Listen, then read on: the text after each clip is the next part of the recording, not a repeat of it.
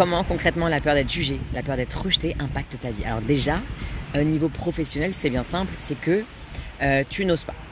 Surtout si par exemple tu es entrepreneuse, alors autant te dire que là, avant de lancer quelque chose, tu vas t'y reprendre à 10 fois. Avant d'oser lancer un nouveau projet, tu vas y réfléchir. Avant d'oser te lancer, ça se trouve tout court, tu vas y réfléchir plein de fois, etc. Le problème, c'est que quand on est entrepreneuse, vraiment, une des qualités qu'on doit avoir, c'est de pouvoir créer des choses, c'est de pouvoir lancer des choses, c'est de pouvoir vendre des choses tout en étant imparfaite. Parce que si tu veux prendre le time, t'as vu temps et time, ça fait time, si tu veux prendre le time pour faire des choses parfaites, t'avances pas concrètement. Et en plus au niveau perso, qu'est-ce qui se passe?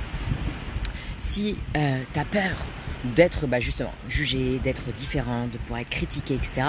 Ça va t'empêcher de faire des ouh, ça va t'empêcher de faire des ah dans un espace public par exemple, ou de pouvoir t'habiller comme tu veux, ou de pouvoir te maquiller comme tu veux.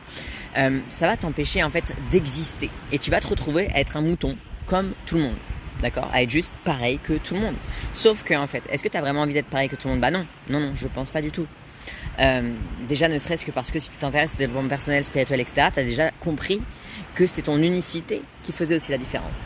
Et ensuite, ça a un impact aussi pareil au niveau sexualité, au niveau argent, réussite, tout, ça impacte tous les domaines. Parce que si tu n'oses pas, si tu as peur, alors tu es comme une glu.